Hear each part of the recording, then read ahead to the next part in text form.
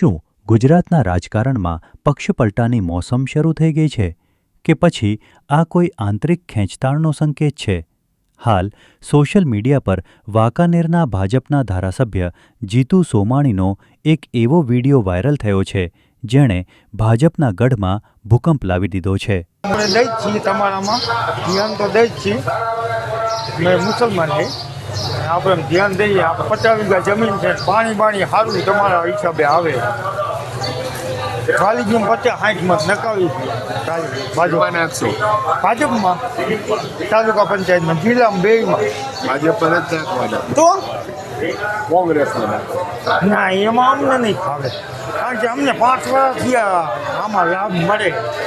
લાભ તો મારે દેવરાવો હોય ને એમ. હા તો હું કહું એમ કરો ને. હા તો કોંગ્રેસમાં પાણી કયો ત્યારે છોડાવી દઈશ. કાંઈ વાંધો નહીં, બસ ઈથી આપણે કાંઈ વધારે ન જોવે.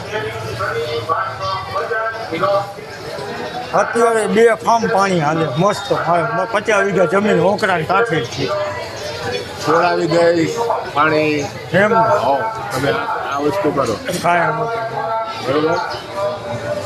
ભાજપમાં નાખવાનું કહીશ ત્યારે તે બી ભાજપનું કહીશ, અત્યારે કોંગ્રેસમાં નાખો. કાંઈ વાંધો નહીં, કદાચ કંઈ ફરે. વાયરલ વિડીયોમાં જીતુ સોમાણી સ્પષ્ટપણે કહેતા સંભળાય છે કે પાણી તમે કહેશો ત્યારે છોડી દઈશ, પણ મત કોંગ્રેસને આપજો. જી હા, ભાજપના ધારાસભ્ય પોતે જ કોંગ્રેસને મત આપવાની અપીલ કરી રહ્યા છે. આ ઘટના તાલુકા પંચાયતની ચૂંટણીના સંદર્ભમાં હોવાનું મનાઈ રહ્યું છે. એક બાજુ ભાજપ કોંગ્રેસ મુક્ત ભારતની વાત કરે છે, ત્યારે બીજી બાજુ પોતાના જ ધારાસભ્યના આવા નિવેદનથી કાર્યકરો પણ મૂંઝવણમાં મુકાયા છે. વિડીયો વાયરલ થતાં જ રાજકારણ ગરમાયું અને જીતુ સોમાણીએ તાત્કાલિક પત્રકાર પરિષદ બોલાવી. આવેશમાં જોવા મળેલા ધારાસભ્યએ પોતાની વાત રજૂ કરી છે.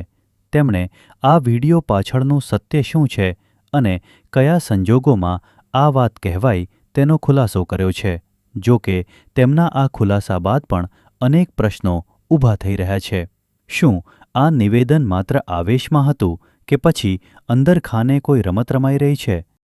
કે 2027માં ચૂંટણી લડવાનો છું, તેથી મને વિધર્મીઓએ મત ન આપે અને મતપેટી ન અબડાવે, આ પણ વાત ચોક્કસ છે.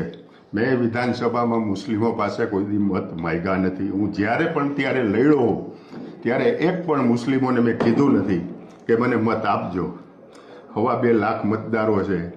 હું નરેન્દ્રભાઈ અને અમિતભાઈ શાહનો હનુમાન છું. જો એ મત ન માગી શકતા હોય, ભાઈ બંગાળમાં એમ કહે કે મારે મુસ્લિમના મત નથી જોતા, હું તો આ વસ્તુ તો હું 20 થી 25 વર્ષથી આ કહું છું કે ભાઈ મારે મુસ્લિમોના મત પેટીમાં આપી આ મતપેટી ભળાવતા નહીં. રાજકારણમાં ક્યારેય કંઈ પણ અચાનક નથી હોતું. દરેક શબ્દ અને દરેક વિડીયો પાછળ એક મોટો હેતુ હોય છે. વાંકાનેરની જનતા અને ભાજપના મોવડી મંડળ માટે આ ચિંતાનો વિષય છે. હવે જોવાનું એ રહેશે કે પક્ષ આ મામલે શું પગલાં લે છે. આ વિડીયો વિશે તમારું શું માનવું છે? કોમેન્ટમાં જણાવો અને દરેક સાચી ખબર માટે અડગ ન્યૂઝને સબસ્ક્રાઇબ કરો.